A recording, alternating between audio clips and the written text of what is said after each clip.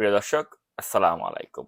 নতুন আরেকটি ভিডিওতে আপনাদের সকলকে স্বাগত জানাচ্ছি। আমি নাজমুস সাকিব। প্রিয় দর্শক, আপনাদের অনেকেই যখন প্রায় আশা ছেড়ে দিচ্ছিলেন যে কুখ্যাত ভূমিদস্যু আহমেদ আকবর সোহান ওরফে শাহ আলম এবং তার কুপুত্র বসুন্ধরা গ্রুপের এমডি সায়েম সোবান আনভীরের কিছুই হবে না, তার কুপুত্র যিনি মুনিয়া হত্যা এবং ধর্ষণ মামলার ১ নম্বর আসামি, তারা ধরাছোঁয়ার বাইরেই থেকে যাবেন, ঠিক তখনই আমাদের কাছে গতকাল রাতে একটি সুসংবাদ এসেছে। আমরা জানতে পারলাম যে বসুন্ধরা গ্রুপের চেয়ারম্যান ও তার পরিবারের ৭ সদস্যের ব্যাংক হিসাব স্থগিত করা হয়েছে। কেন্দ্রীয় ব্যাংকের আর্থিক গোয়েন্দা বিভাগ, বাংলাদেশ ফাইন্যান্সিয়াল ইন্টেলিজেন্স ইউনিট বা বিএফআইইউ বিভিন্ন ব্যাংক ও আর্থিক প্রতিষ্ঠানকে তাদের ব্যাংক হিসাব স্থগিতের নির্দেশনা দিয়েছে। ব্যাংক হিসাব জব্দের তালিকায় থাকা অন্যরা হলেন আহমেদ আকবর সোবহানের ৪ ছেলে সাদাত সোবহান, সাফিয়াত সোবহান, সায়েম সোবহান আনভীর ও সাফওয়ান সোবহান তাজভীর এবং ৩ পুত্রবধূ সোনিয়া ফেরদৌসী সোবহান, সাবরিনা সোবহান এবং ইয়াশা সোবহান।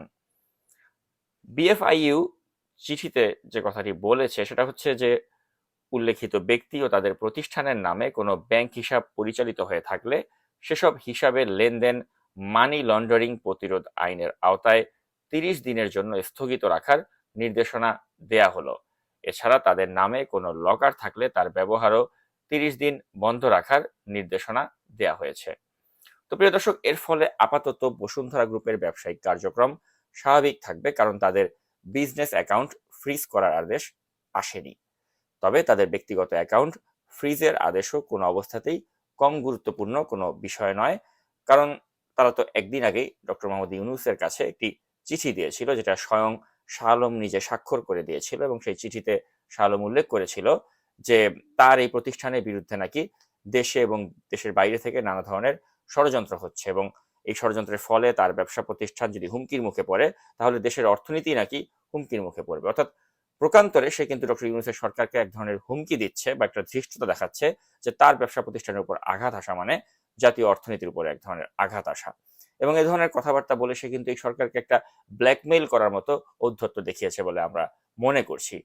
কিন্তু ডক্টর ইউনূসের নেতৃত্বাধীন এই সরকার শাহ আলমের ওই চিঠিকে যে পাত্তাই দিল না, আজকের এই অ্যাকশনটি, বিএফআইইউর এই অ্যাকশনটি কিন্তু তারই একটি নজির স্থাপন করেছে, এবং আমরা মনে করি যে it's a step in the right direction, এবং তার জন্য অবশ্যই আমরা ডক্টর ইউনূসের নেতৃত্বাধীন এই সরকারকে কনগ্রাচুলেশনস জানাচ্ছি, এবং আমরা মনে করছি যে আজকে এর মাধ্যমে এই ভূমিদস্যু শাহ আলমের গালে এক ধরনের চপেটাঘাত করা হলো। তো প্রিয় দর্শক, এই ব্যাপারে ইতিমধ্যেই যমুনা টিভিতে এক ধরনের সংবাদও আমরা দেখলাম প্রচার করা হলো।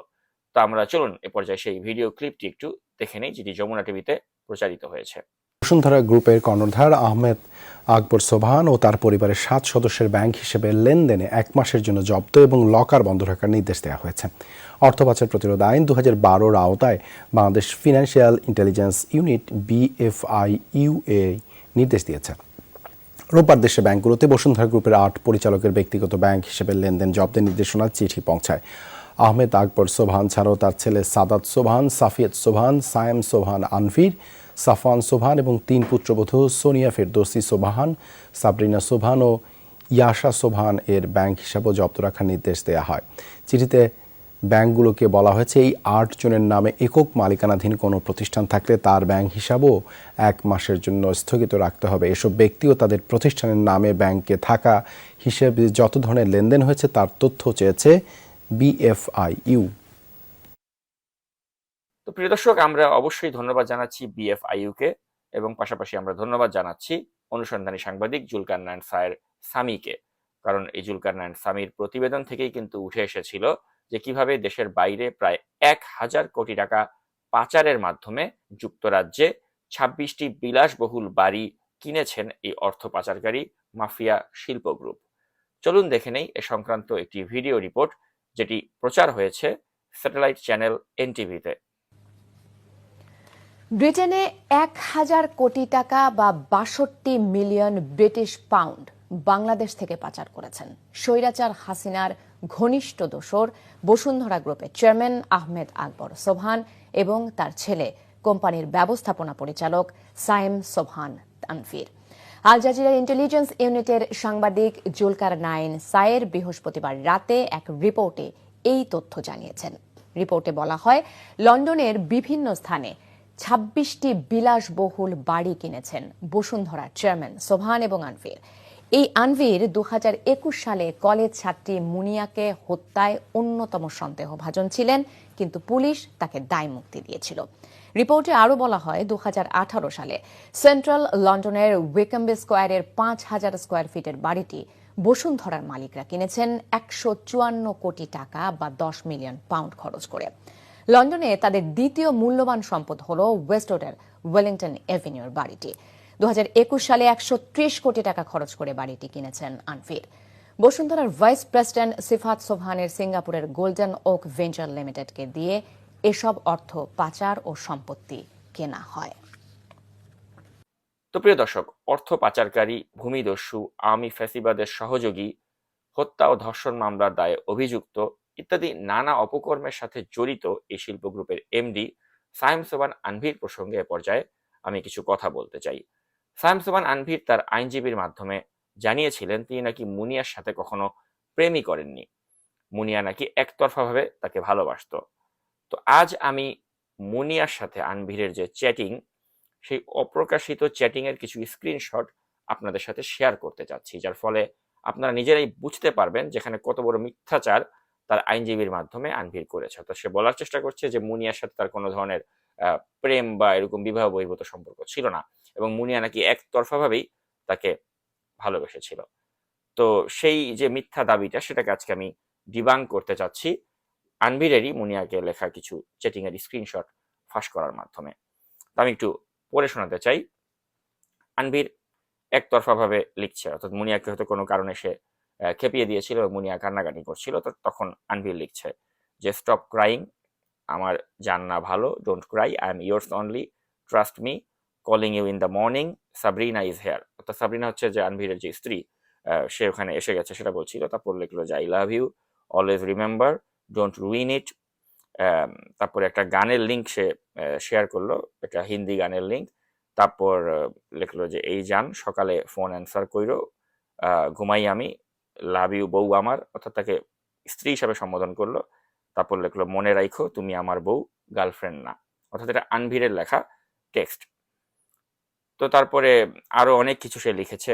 আবারও একটি দেখলাম যে হিন্দি গানের লিঙ্ক সে শেয়ার করলো, আবার তাকে বউ বলে সম্বোধন করলো, এবং এভাবে তার রাগ ভাঙাবার জন্য নানা ধরনের সে প্রচেষ্টা করলো। তো এই চ্যাটিং এর মাধ্যমে কিন্তু সেই বিষয়টাই উঠে এসেছে। তো এই যে এই বিষয়গুলো, এতে কিন্তু স্পষ্ট হয় যে এখানে মুনিয়ার সাথে তার যে কি ধরনের একটা মানে সম্পর্ক যে ছিল, বিবাহ বহির্ভূত একটি সম্পর্ক। এবং এই সম্পর্কের জন্য আমাদের দর্শকদের একটি অংশ প্রায়শই বলার চেষ্টা করে থাকে যে মুনিয়া নাকি টাকার জন্য আনভীরের সাথে এই প্রেমে জড়িয়ে গিয়েছিল, এবং এর ধারণাটিও কিন্তু সম্পূর্ণ ভিত্তিহীন। এবং আমাদের কাছে কিন্তু আজ একটি নতুন অডিও এসেছে আনভীর এবং মুনিয়ার কথোপকথনের, এবং এই অডিওতে কিন্তু প্রমাণ হয়েছে যে আনভীরের টাকা নয়, আনভীরকেই কিন্তু আসলে ভালোবাসতো এই মুনিয়া, এবং অল্প বয়স্ক একটি মেয়ে তাকে প্রেমের ফাঁদে, বিয়ের প্রলোভনের ফাঁদে ফেলেই কিন্তু আনভীর তার সাথে অবৈধ সম্পর্কটি করেছিল। এবং মুনিয়া কিন্তু আসলে টাকার জন্য তাকে ভালোবাসেনি, তার টাকা তার প্রয়োজন ছিল না, তার ভালোবাসাটাই তার প্রয়োজন ছিল। এবং যে অডিওটি আমি ফাঁস করতে যাচ্ছি এই মুহূর্তে, সেই অডিওর মাধ্যমে কিন্তু সেই বিষয়টি কিন্তু প্রমাণ হয়েছে। তো মুনিয়া আজ আমাদের মাঝে নেই, আনভীর তাকে হত্যা করেছে, কিন্তু এই হত্যা করার আগে এই মেয়েটিকে সে কিভাবে প্রলোভন দিত, সে কিভাবে তার সাথে কথাবার্তা বলতো, এবং এই মেয়েটি যে তার টাকাকে কেয়ার করতো না, বরঞ্চ তাকেই বেশি কেয়ার করতো, সবগুলো বিষয় কিন্তু এই অডিওতে উঠে এসেছে। প্রথমবারের মতো এই অডিওটি আমরা ফাঁস করতে যাচ্ছি। অডিওটি এর আগে কখনোই প্রচারিত হয়নি। চলুন আনভীর মুনিয়ার এক্সক্লুসিভ এই কথোপকথনটি এ পর্যায়ে শুনে নেওয়া যাক। আমি বুঝি না, আপনি তো চাইলে কত মানুষ, কত সুন্দর সুন্দর মেয়েরা আপনার জন্য বলে ওয়েট করতেছে আপনার জামাই ডাকে, তাহলে আমার থেকে আমার মুখ দিয়ে বলে দেন যে তুমি ডাকে নাই এখনো, উনি চা খাচ্ছে, উনি আপনি যাবেন এটা বলছেন, উনি ডাকে নাই আপনাকে, সুন্দরভাবে রাইখা তারপর চলে যাবেন, আমাকে উত্তর দিয়ে তারপর যান। আগে যেমন আসলে সব ঠিক থাকে, তাহলে আগের মতোই সব ঠিক আছে, কিন্তু আপনি তো যে কাহিনীগুলো করেন না, মেয়ে সংক্রান্ত কাহিনীগুলো,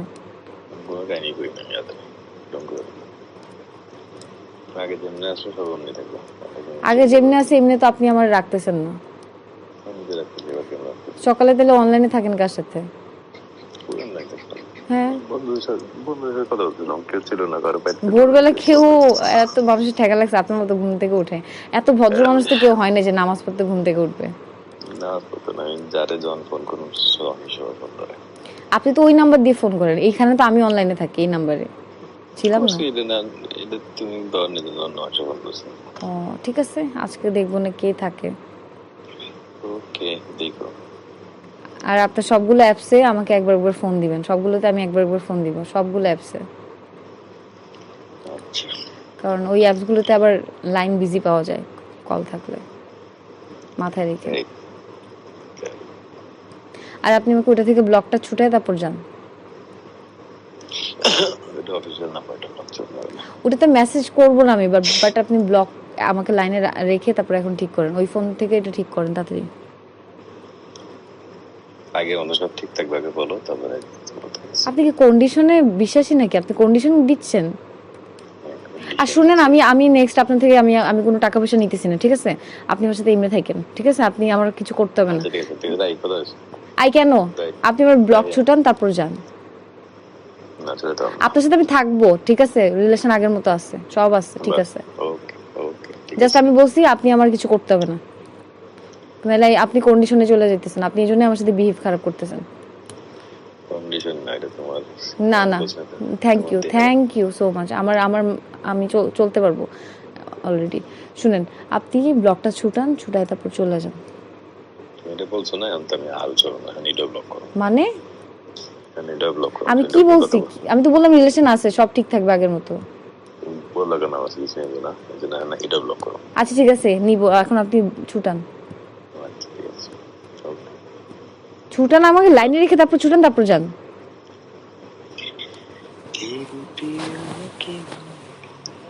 মানে হুদাই যে আমার সাথে এরকম নাটকগুলো দেখেন না, আপনি খুব বিন্দাস আছেন আমি জানি।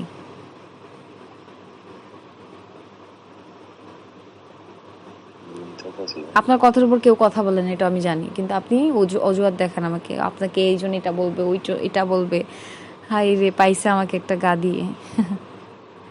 গা দিয়ে আমি ঠিক আছে, বাট অতটা তো অবুঝ না, তাই না? করছি আনব্লক, ওকে।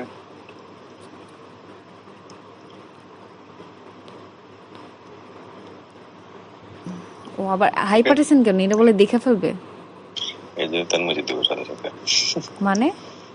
এই যে মুছে দিলাম, শেষ। মেসেজ ডিলিট করে দেন না? যে কাল আপনার ভাইয়া ডাকছিলাম ওই কালের মেসেজ আমার কাছে আছে। মুছে ফেললো এগুলো, মুছে ফেলো। তো সব ঠিক আছে আগের মতো নাকি? আগে মতন ঠিক আছে, আর আমি যেটা দিব নিতে হবে, আর তোমার দেওয়ার দায়িত্ব আমার, বলছি না? সরি, তোমার দেওয়ার দায়িত্ব আমার, এটা আমি বলছি না? আমি দেওয়ার রাখবো না। আপনারা আমাকে দেখতে হবে না, বরং একসময় এমন সিচুয়েশন হবে যে কেউ আপনার পাশে থাকবে না, বাট আমাকে ডাকলে ঠিকই পাবেন যদি আমি বাইচে থাকি। এটা মাথায় রেখেন। আর তুমি টাকা পয়সা কথা সময় বললো কেন? সামনে আগায়, সময় সামনে আগায়, পিছনে যায় না। টাকা পয়সা কথা বললো কেন? কারো খোটার বা ভাগিদার হইতে চাই না। অলরেডি মনে হচ্ছে আপনি আমাকে খোটা তো দিচ্ছেন না, বাট সিচুয়েশন ক্রিয়েট করে দিচ্ছেন। আর একদিন যদি মগতে পারে না, জিপটা টানতে ছিলাম। তাও ভালো, একুশিলায় মরে যেতে পারবো। ঠিক আছে, হ্যাঁ, ভালো কথা বলনি, টেক্সট করে। আল্লাহ হাফিজ। তো প্রিয় দর্শক, আপনারা শুনে নিলেন এই এক্সক্লুসিভ অডিওটি, এবং এই অডিওটি শুধু নয়, আমাদের কাছে আজকে আরো একটি আনভির মুনিয়ার চ্যাটিং এর স্ক্রিনশট রয়েছে, যেখান থেকে প্রমাণ হয় যে মুনিয়াকে কুমিল্লা থেকে ঢাকায় নিয়ে এসে পরিকল্পনা মাফিক আনভির হত্যা করেছিল। সেই এক্সক্লুসিভ চ্যাটিং এর স্ক্রিনশটটিও কিন্তু আমাদের হাতে এসেছে। তো সেই চ্যাটিংটি আমি একটু আপনাদের সামনে পড়ে শোনাতে চাই। তো এই চ্যাটিং এর শুরুতেই লেখা আছে যে বাকি সবাই আলাদা হয়ে যায়, কই আসো, কুমিল্লা চলে গেছো। মানে আনভির জিজ্ঞেস করছে মুনিয়াকে যে তুমি কুমিল্লা চলে গেছো কিনা। তো এখানে মুনিয়া তাকে পাল্টা লিখেছে যে আমি তো কারোর সাথে যোগী হই নাই, আলাদা হওয়ার প্রশ্ন তো পরের কথা, এভাবে সে লিখেছে। তো তখন আবার আনভির তাকে পাল্টা লিখেছে যে না, ঢাকায় আছো, বাসা চেক করবো এখন, অর্থাৎ তার ঢাকার যে বাসাটা গুলশানে সেটা চেক করবে আনভীর এরকম একটি কথা বলছে। তো তখন মুনিয়া তাকে পাল্টা লিখেছে যে কুমিল্লা আমার জন্ম, আমার সব, বাসা চেক করবেন মানে, অর্থাৎ কেন বাসা চেক করবেন এটা মুনিয়া তাকে জিজ্ঞেস করলো। তো পরবর্তীতে আনভীর তাকে লিখলো যে বনানীর বাসা চেক করব, আসো কিনা, অর্থাৎ বনানী বা গুলশানের যে বাসাটি বলছে যে সেটা চেক করব, আসো কিনা, 10 মিনিট লাগবে চেক করতে, অর্থাৎ আমার 10 মিনিট লাগবে তোমার বাসা চেক করতে, এরকম একটা প্রচ্ছন্ন হুমকি কিন্তু তাকে দিয়ে দিল আনভীর। তখন আবার মুনিয়া তাকে লিখলো যে আমি তো মানে বুঝি নাই। তখন সে লিখলো যে তুমি তোমার জায়গায় নাই, কুমিল্লায় চলে গেছো। অর্থাৎ কেন সে আনভীরকে না বলে কুমিল্লায় গেল, এটা নিয়ে কিন্তু তাকে এক ধরনের মানে জেরা করছে আনভীর। তো পরে আবার মুনিয়া তাকে লিখলো যে হ্যাঁ তো কি হয়েছে। এরপরে আরো কথোপকথন হয় এবং পরবর্তীতে কিন্তু সে ফুসলিয়ে ফাসলিয়ে মুনিয়াকে কিন্তু সে গুলশানে নিয়ে আসতে সক্ষম হয়, যে বাসাটা ওই ফ্ল্যাটে আনার পরেই কিন্তু পরবর্তীতে সে তাকে পরিকল্পনা মতো হত্যা করে। অর্থাৎ মুনিয়া কিন্তু চলে গিয়েছিল, সে কুমিল্লাতে চলে গিয়েছিল তার বোনের কাছে, কিন্তু এই আনভীরই তাকে পরবর্তীতে হত্যা করার পরিকল্পনা মতোই তাকে কিন্তু ঢাকায় আবার নিয়ে আসে এবং নিয়ে এসে কিন্তু এই হত্যাকাণ্ডটি ঘটায়। এবং এই স্ক্রিনশটটি কিন্তু তার একটি প্রমাণ। যদিও আনফরচুনেটলি এখনো পর্যন্ত কিন্তু এই মুনিয়া হত্যা এবং ধর্ষণ মামলা ইস্যুতে আনভীরকে একটিবারের জন্য কিন্তু জিজ্ঞাসাবাদও করা হয়নি। তো এখন যে অন্তর্বর্তী সরকার রয়েছে, আমরা আশা করি যে এই সরকার অন্তত কারো কাছে বিক্রি হবে না। তারা নিশ্চয়ই, আমরা নাগরিক টিভিতে এ পর্যন্ত যত এভিডেন্সগুলো আমরা শো করেছি এগুলোর উপর বেস করে নিশ্চয়ই তারা আনভীরকে জিজ্ঞাসাবাদ করবে, এবং জিজ্ঞাসাবাদ করলেই আমরা জানি যে প্রকৃত সত্য উদ্ঘাটন হবে এবং আনভীরের সর্বোচ্চ শাস্তি অর্থাৎ মৃত্যুদণ্ড যে হবে এই মুনিয়া ইস্যুতে, এই ব্যাপারে আমরা অত্যন্ত আশাবাদী। তো প্রিয় দর্শক, আমরা এখন যেটা বলতে চাই এ পর্যায়ে, যে এই আনভীর শুধু যে মুনিয়ার জীবন নিয়ে খেলেছে তা কিন্তু নয়, সে তার কাজই ছিল নানা ধরনের মেয়েদেরকে প্রলোভন দেয়া এবং তাদের সাথে শারীরিক সম্পর্ক স্থাপন করা। যদিও একসময় এই আনভীর অত্যন্ত স্থূল স্বাস্থ্যের অধিকারী ছিল, যে কারণে তার মধ্যে একটা হীনমন্যতা ছিল, সে মেয়েদেরকে পটাতে পারতো না। তো পরবর্তীতে সে যেটা করে আর কি, সে প্লাস্টিক সার্জারি করে, সে নোজ জব করে, সে জ লাইন কারেকশন করে, স্কিন লাইটেনিং করে, বোটক্স করে, এবং লেজার যে সার্জারি সেটাও সে করে, পেটে স্টেপলিং করে। এবং 2012 সাল থেকে কিন্তু তার এই প্রক্রিয়াটি শুরু হয় এবং প্রতি বছর তার যে পাচারকৃত কোটি কোটি টাকা রয়েছে সেগুলো সিঙ্গাপুরে ট্রান্সফার করে সেই সিঙ্গাপুরে কিন্তু সেই সার্জারিগুলো করে নিজের চেহারা, নিজের শারীরিক গঠন পুরোপুরি বদলিয়ে ফেলে। যদিও তার যে একটা লো ক্লাস মেন্টালিটি বা তার যে একটা নোংরামি সেটা কিন্তু সে বদলাতে পারেনি। তো আমাদের কাছে কিন্তু সেই ছবিগুলো রয়েছে যেগুলো হয়তো স্ক্রিনে আপনারা দেখছেন, যে এই আনভীর আর আগের আনভীর মানে মেলানো কিন্তু কঠিন। মানে এখন আপনারা আনভীরকে যেই রূপে দেখে থাকেন, তার এই 2012 সালের বা তার পূর্বের যে ছবিগুলো, সেখানে কিন্তু সে সম্পূর্ণরূপে একটা ব্যতিক্রমী মানুষ ছিল। কিন্তু সে সার্জারির মাধ্যমে নিজের চেহারায় পরিবর্তন আনে একটি উদ্দেশ্যে, যে নিজেকে হ্যান্ডসাম করে প্রেজেন্ট করতে পারলে হয়তো মেয়ে পটানো তার জন্য সহজ হবে। তো এখন এই যে 2012 সালে তার পূর্বে, অর্থাৎ শেখ হাসিনার ক্ষমতা গ্রহণেরও পূর্বে, তখন এই আনভীরদের কি অবস্থা ছিল এই ছবিগুলোই কিন্তু তার সাক্ষ্য বহন করে। অথচ এখন এদের চাল চলন, লাইফস্টাইল এই হাসিনার আমলে ব্যবসার মাধ্যমে, অবৈধভাবে টাকা উপার্জনের মাধ্যমে আমূল একটা পরিবর্তন এসেছে। এবং গত 14 বছরে বা 15 বছরে হাসিনা শাসনামল জুড়ে তারা যে লুটপাট করেছে, সেই লুটপাটের টাকায় তারা আজকে নিজেদের পুরো আকৃতি চেঞ্জ করে ফেলতে পারে সার্জারির মাধ্যমে। এবং তার মাধ্যমে সবকিছু চেঞ্জ করলো, তাদের যেটা বললাম আমি, যে লো ক্লাস যে মেন্টালিটি সেটা কিন্তু তারা চেঞ্জ করতে পারেনি। তো এখন এই লো ক্লাস ভূমিদস্যু পরিবারের প্রতি দেশের হাজার হাজার মানুষের অভিশাপ রয়েছে, তাদের বুকফাটা আর্তনাদ রয়েছে, এবং তাদের আর্তনাদ নিশ্চয়ই আল্লাহর আরশে পৌঁছিয়েছে। এবং আমরা বিশ্বাস করি যে মহান আল্লাহর তরফ থেকেই এদের পাপের উত্তম প্রতিদান অতি শিগগিরই আসতে যাচ্ছে, এবং তাদের ধ্বংস হোক, বসুন্ধরা গ্রুপের ধ্বংস হোক, এই প্রত্যাশায় আজকের মতো এই এপিসোডটি এখানেই শেষ করছি। এতক্ষণ আমাদের সাথে থাকার জন্য অসংখ্য ধন্যবাদ। আল্লাহ হাফেজ।